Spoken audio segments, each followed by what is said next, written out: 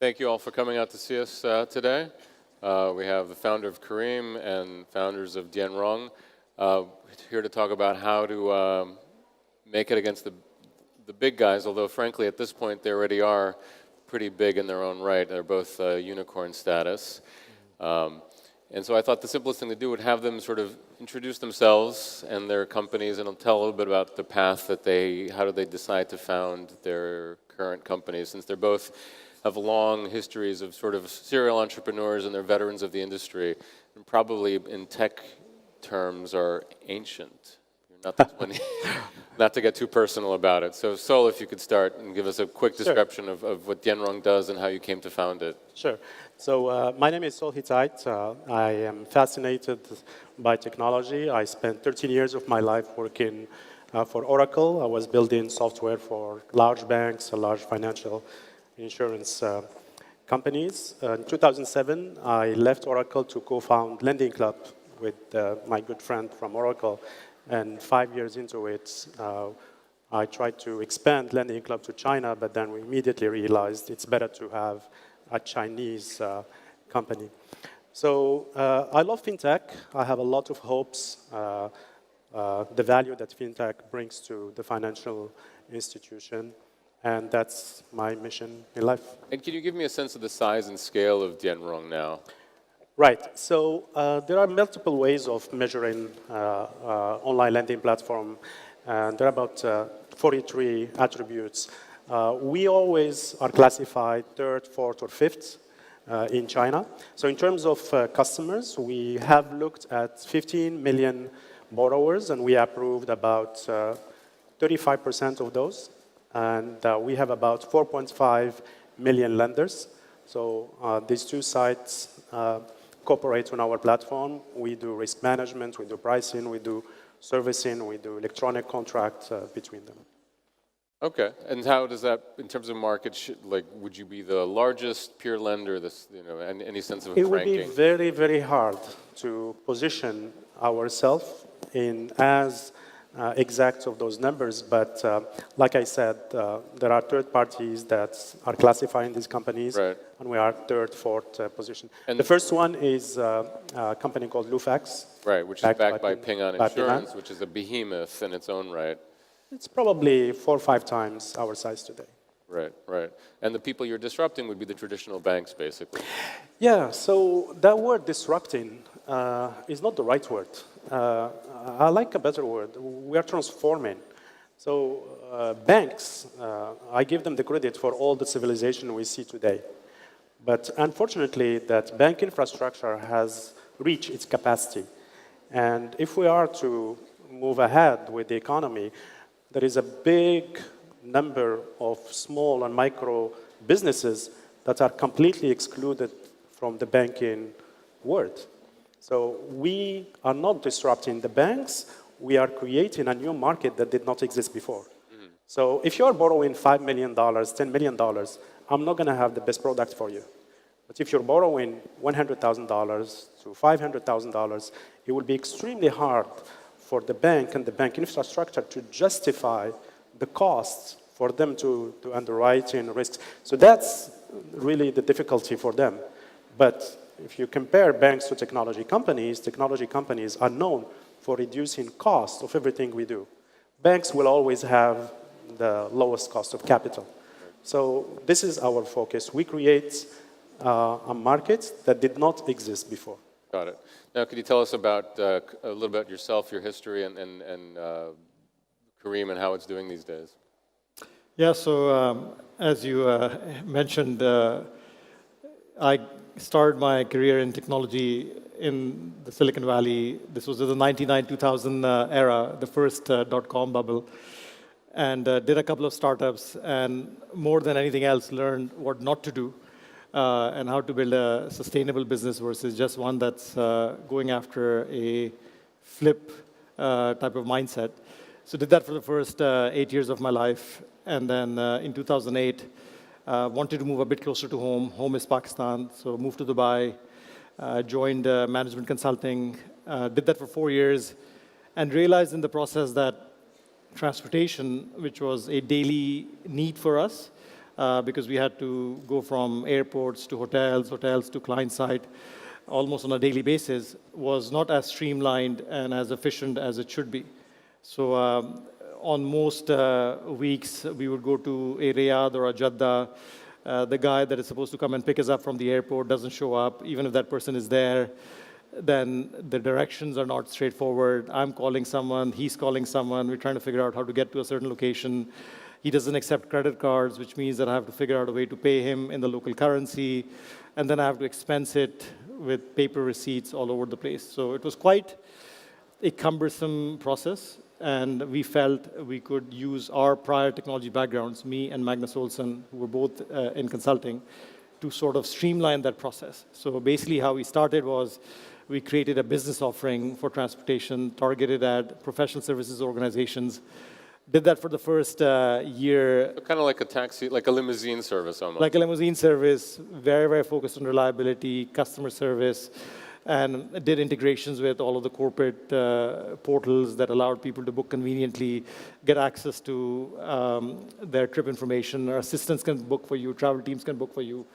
So that's really what we did for the first 12 months until the whole hype around on-demand came up. And we were pretty much there with the entire business system that was required to make it happen. All we had to do was launch an app, give the on-demand ability, and it's been 5 years since then.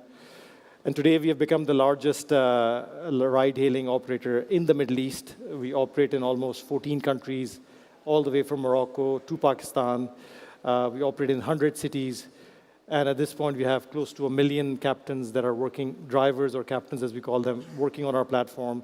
In many of these countries, we have become the largest employer, if you want to use that word, in those countries. We create 70 to 80,000 new jobs every month.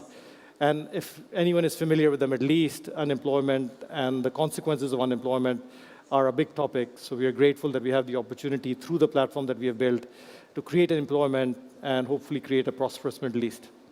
So both of you have experience in multiple startups. What's the biggest mistake that you both have made?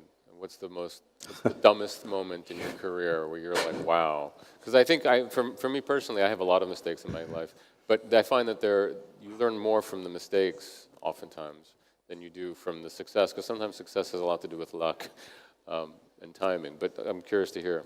Do you want to start? Yeah, the challenge is one of prioritization because there's so many mistakes, right? Which is the biggest mistake? It's a degree of quantum.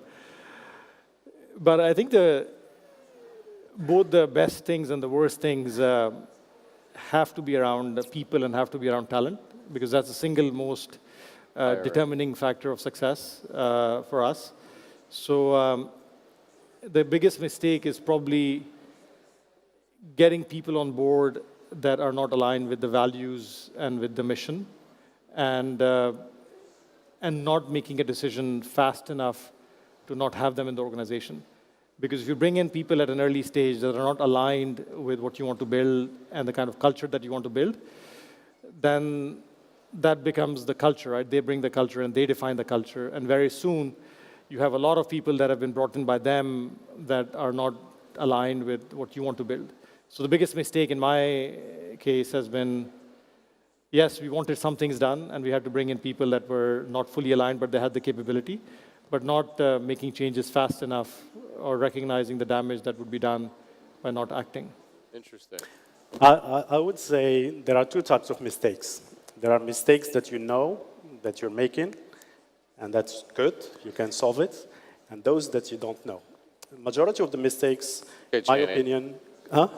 We know what we know, but we don't know what we don't know. Majority of the mistake, in my opinion, come from disconnect from reality. So when you're an entrepreneur, you dream all the time.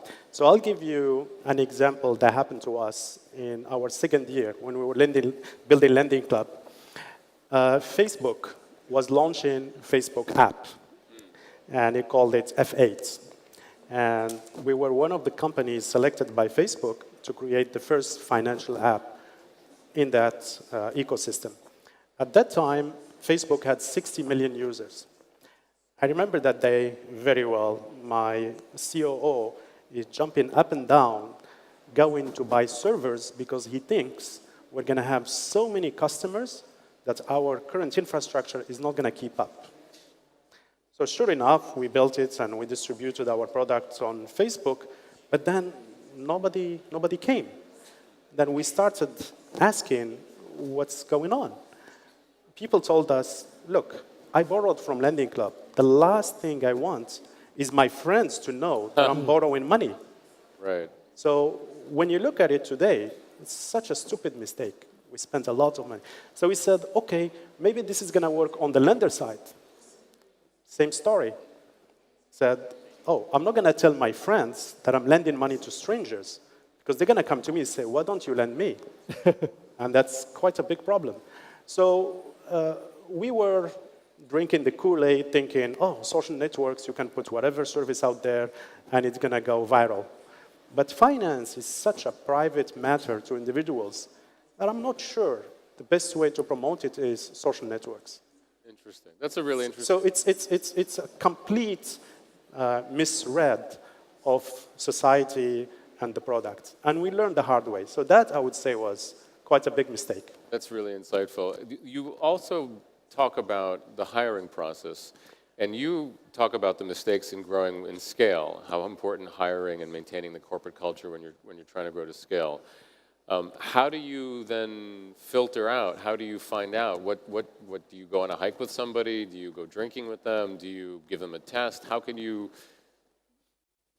find that match? Yeah.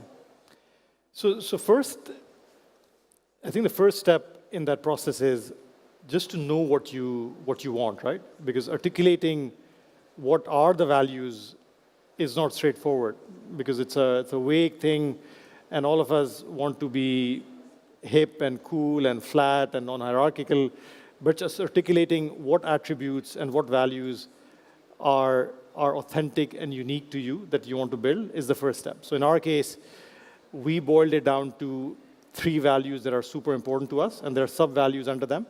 But the values that are critically important to us are ambition.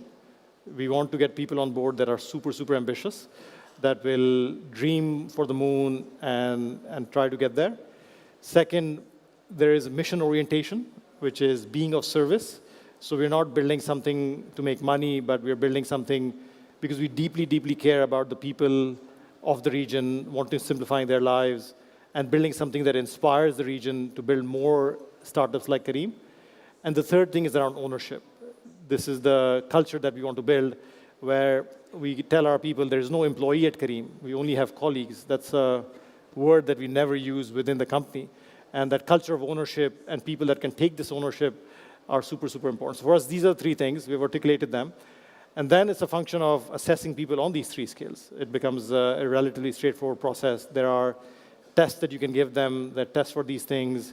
There are questions that you can ask them. There are people that do better screening for personalities than, for example, I can do, so make sure that the right people are speaking to them. And at the end of the day, then make a call, right? Not everyone is going to be fully aligned. I think the discussion is, are they broadly aligned, and can we bring them closer to us? Or are they so far out on the left that this is going to damage our culture? So let me ask you, what's the smartest thing that you both think you've done in building out your current businesses? Your questions are extreme. For me personally, moving to China was by far the most interesting thing I've done in my life.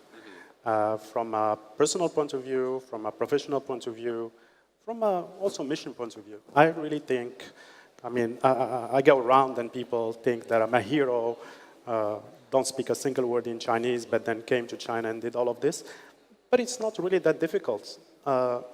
Human beings are human beings, whether they are in China or in the US or in France.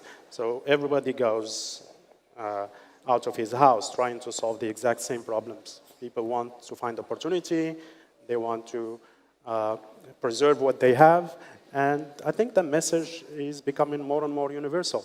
But I mean, that's actually, so how do you convince investors that Big Nose, Right. Lao Wai, the foreigner,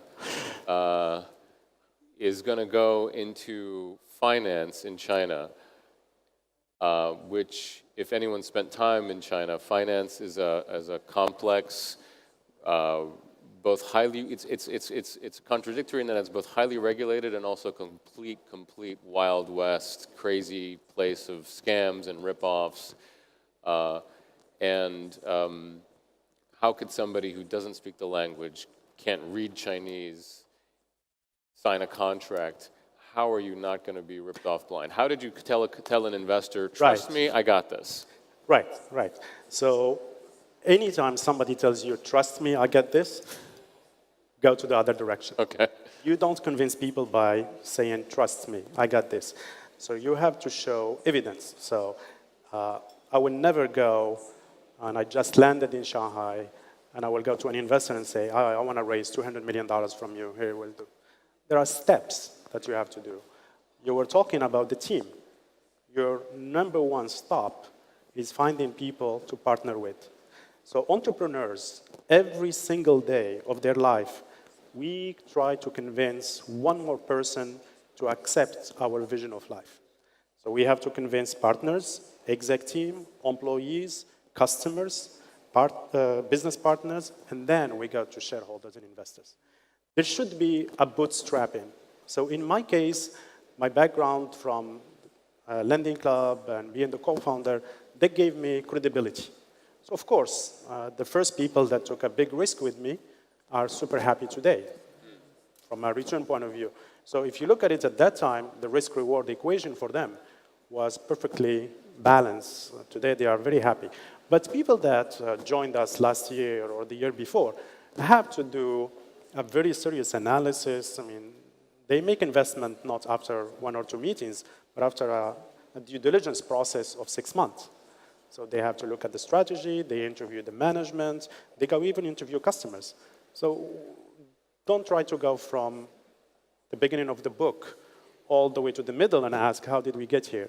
You have to read the whole books, page by page.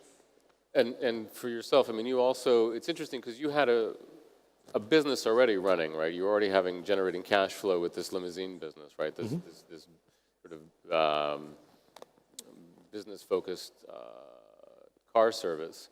So how did you then pivot to the broader ride-hailing, and how did you convince investors that, hey, look, you know, we got this, you know? Yeah, so I think convincing investors, at least our view has been that it boils down to 2 things. You need to be going after a big opportunity. So the market space that you're going after is big. There's a lot of headroom. There are inefficiencies that you can exploit to create something big. So as consultants, when we first started Careem, you know, one of the first things that we did was every idea that we had, we market sized it. How big is it? How big is it? How big is it? Because my last startup before joining consulting was a relative niche play. And one of the things that I promised myself is if I do the next startup, I'm going to make sure that there is enough headroom for us to keep on growing for a long time. So that, it seems, essential to building a large business, right? There needs to be headspace for you to grow big. And the second is traction, right? You need to have growth that demonstrates validation and demonstrates traction. So with what we had built on the business side, we had demonstrated, you know, tremendous traction. And since the initial focus was business, and that's what we were raising money for, we were also able to demonstrate and show that that itself was a reasonably big opportunity. So the fact that we had a relatively large opportunity, which was business travel in the Middle East, that we had pretty tremendous traction in because we knew the pain points really, really well. We came from that background. We had lived those lives struggling to get around the Middle East. We were able to build a product iteratively that met the needs of all the stakeholders, the consultants, their assistants, their travel teams, their finance teams. We had built something that worked for all of them. And since that traction was there, it was easy then to convince people that this business has legs and this will go somewhere. And with the money that we raised in the first round, and then the pivot to the consumer business, we were able to invest that money to build the consumer business. And some of the learnings that we had building that business platform were the ones that really saved the day when global competition came into the market. Because the reliability that we had to hit for the business customer and the customer service that we had to hit for the business customer, and those were really gold standards, really became our differentiators in the consumer space. Because competition came into the market, and they had a service which it was a nice looking app, better looking app than our app, and they were giving a lot of subsidies to get people to use them, but they were not able to reliably get you from point A to point B. So even if you get a free trip, but that trip doesn't happen, then that defeats the purpose. So the business platform that we had built with reliability and customer service really became the differentiator. And the first round of funding gave us the ammunition to go and build the consumer play, show traction in the consumer play, and then raise money for the consumer play going forward. So how do you, now that both of you are actually quite sizable in your own rights, how do you watch out, prevent being in turn disrupted by another upstart? You know, how do you defend your market now? So, yeah, let me make sure that we share with you what we see. Then we use the word defend, or probably another word. So we don't think that there is a box limited in size, and you throw entrepreneurs there, and you say it's a zero-sum game. If you win, you lose. It's more like an ocean, and every People tool... drowning? It's no Hunger Game. Sharks? Okay, I'm with you. Absolutely. So in order for you to navigate all of that, you have to have the right tools. So in our case, is risk management, is low-cost technology, and so on, and so on, and so on. So every time there is a new innovation that comes in the market, whether we are responsible for it or whether a small company does it, it actually makes our job a little bit easier, and so on, and so on. So if we are sitting here promoting innovation and promoting entrepreneurship, the last thing I'm going to tell you is I'm going to try to prevent others from doing it. No. I think the world can have another 5 or 6 Amazons, can have another 5 or 6 Alibabas. But that's counter to everything I've heard. Everyone talks about how the internet actually leads to monopolies. No, that's not true. There are some business models by their nature that we have to have one single company. For example, if you are connecting with your friends, you're not going to create an account in 7 different social networks. You know what, I do. WhatsApp, WeChat, Facebook, iPhone, whatever, yeah, okay. But my point is WeChat is for China. Right. WhatsApp is for the US. Hong Kong and, yeah. Exactly. My point is that, so you're probably unique, but majority of people are going to stay with one. Right. So business models like that, yes, we need concentration. But if you look at finance, you have banks focused on consumer finance, banks focus on SME, banks focus on corporates. It's a very, very horizontal industry. Interesting. And for yourself, we were talking earlier how I wrote about a local app called HK Taxi, which is, for assorted regulatory reasons, now they're able to defend Hong Kong as an example, a counterexample to these multinational giants like Uber and Careem as well. So how do you defend against an upstart? So look, I think we truly believe in the upstarts, right? We were an upstart and we squeezed through. So we believe in them. And our view on this is, at least in the context of the Middle East, most of the upstarts will struggle with 2 things that we struggled with as well. One is access to technology talent, which is not a given in the Middle East.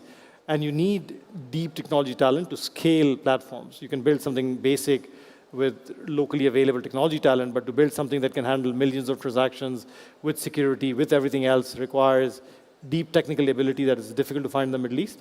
And the second is funding. To build consumer businesses, you need to be able to raise a lot of money. So most local startups, upstarts, will struggle with these 2 things. And our view on this is, look, they will have great local ideas. Many of them will succeed. And instead of fighting them, let's embrace them. Let's give them the tools they need to be successful. And in the process of building Careem, we have built a lot of the infrastructure in the region that can be exposed to them and make it easy for them to build their businesses and ride on top of the Careem platform. So our strategy, our vision is to build Careem into an internet-enabling platform for the Middle East, which embraces upstarts and which enables upstarts to build more Careems from the region. Okay, well, you heard it here first. If you have a Middle East-focused startup, come to Kareem and they'll help you do your billing and perhaps marketing SMSs and whatnot. And if you a China-based SME and you need a loan for up to $500,000, 1 million. 1 million. Okay, I'll be talking to you as well. But our time is up, and I hope you enjoyed it as much as I did. Thank you all for coming. Thank you. Thank Thank you. you.